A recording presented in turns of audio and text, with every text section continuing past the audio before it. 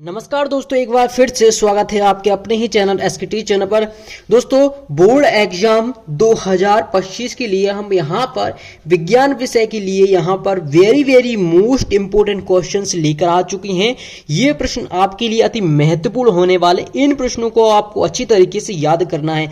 दोस्तों, ये प्रश्न आपके सिर्फ एक एग्जाम के लिए नहीं, आपका जो अभी वर्तमान में आने वाला त्रैमासिक एग्जाम और अर्धवार्षिक परीक्षा और साथ साथ वार्षिक परीक्षा के लिए ये महत्वपूर्ण प्रश्न होने वाले हैं। ये आपके अंक 2 के लिए वेरी मोस्ट इंपोर्टेंट क्वेश्चन हैं। अगर आपने इन प्रश्नों को अच्छी तरीके से याद कर लिया तो बोर्ड एग्जाम में आप टॉप करोगे। ठीक है, बोर्ड एग्जाम में आप अच्छे अंक ला सकते हैं। तो चलिए स्टार्ट करते हैं इस वीडियो को। सबसे पर पहला प्रश्न दिया गया है कि रासायनिक समीकरण से आप क्या समझते हैं और इसका आपको उदाहरण बताना है। ठीक है, एग्जाम्पल भी आपको यहां पर क्या करना है, बताना है। ठीक है, अगर आप एग्जाम में अच्छा अंक लाना चाहते हैं तो आपको इन सभी बातों का ध्यान रखना होगा। इसके बाद अगला प्रश्न दिया गया है कि श्वसन को ऊष्माक्षेपी अपक्रिया क्यों कहते हैं। तो ये प्रश्न को आपको बेहतरीन तरीके से याद करना होगा। ठीक है, अगला प्रश्न दिया गया है कि उदासीनीकरण अभिक्रिया क्या है और आपको 2 उदाहरण बताना। अगर आप इन प्रश्नों को याद करते हैं तो काफी अच्छे अंक आपको देखने को मिल जाएंगे। ठीक, 100% चांसेस है इन प्रश्नों को बोर्ड एग्जाम में पूछे जाने की। ठीक है, अगला दिया गया है कि विस्थापन एवं द्विविस्थापन अभिक्रियाओं में अंतर और उनके समीकरण लिखिएगा। ठीक है, इस तरीके से इस प्रश्न को भी आपको याद करना होगा। अगला प्रश्न देखते हैं, यहाँ पर दिया गया है CaCO2 का प्रचलित नाम क्या है। तो इसका नाम आपको बताना है क्या है। तो ये भी काफी इंपॉर्टेंट प्रश्न है, ये और कई बार पूछा भी गया है। ठीक है, तो उस तरीके से आपको इस प्रश्न को भी यहाँ पर याद करना होगा। अगला प्रश्न दिया गया है, यहाँ पर देखिएगा, विस्थापन एवं द्विविस्थापन अभिक्रियाओं में अंतर। जितने भी आपके एग्जाम में अंतर है बच्चों, उनको आपको अच्छी तरीके से याद करना है, क्योंकि अंतर 100% कई सारे पूछे जाते हैं, यानी कि आपका मैक्सिमम 5 से 10 अंतर ही पूछे जाते हैं आपके साइंस सब्जेक्ट में। ठीक है, तो इस तरीके से आपको उसको भी अच्छी तरीके से याद करना है। ठीक है, चलिएगा।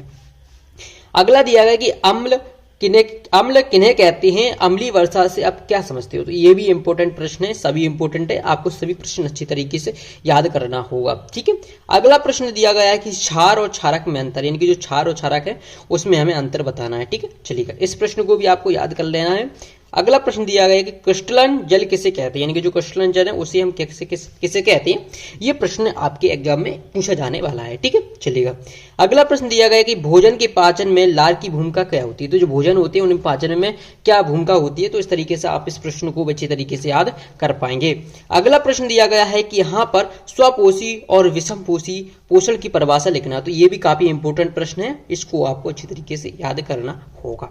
ठीक है, चलिएगा। अगला 12वां प्रश्न है कि हमारे अमाशय, यानी कि अमाशय में अम्ल की भूमिका क्या होती है। तो इस प्रश्न को भी आपको अच्छी तरीके से याद कर लेना है। जितने भी प्रश्न बता रहा हूं आपको अच्छी तरीके से याद करना हर प्रश्न को।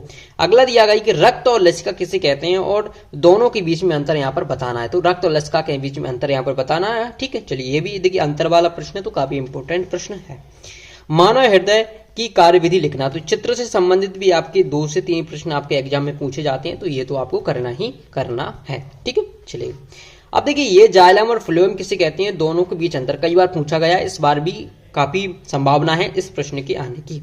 अगला है कि मेरु रज्जु से क्या समझते हैं, कि मेरु रज्जु क्या होता है, इसके बारे में यहाँ पर पूछा गया है। 17वां क्वेश्चन है कि पादप हार्मोन क्या होता है। तो इसके बारे में यहाँ पर आपको क्या करना है, लिखना है।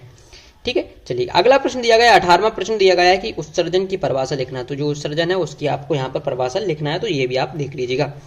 अगला दिया गया है कि नेत्र का समंजन क्षमता से आप क्या समझते हैं। जो समंजन क्षमता है वो कितनी है, और आपके लिए है यहाँ पर इंपॉर्टेंट प्रश्न है काफी, इसको करना है। ठीक है, इसके बाद देखते हैं हम अगला देख लेते हैं। यहाँ पर अगला हमारा क्या दिया गया है, ये आपके फाइनल एग्जाम के लिए इंपॉर्टेंट प्रश्न दिए गए हैं, यानी कि निकट दृष्टि दोष क्या है, इसको आपको याद करना है, निकट दृष्टि दोष को, और वर्ण विक्षेपण किसे कहते हैं। इसके अलावा 22वां क्वेश्चन है, निकट दृष्टि और दूरदृष्टि क्या है।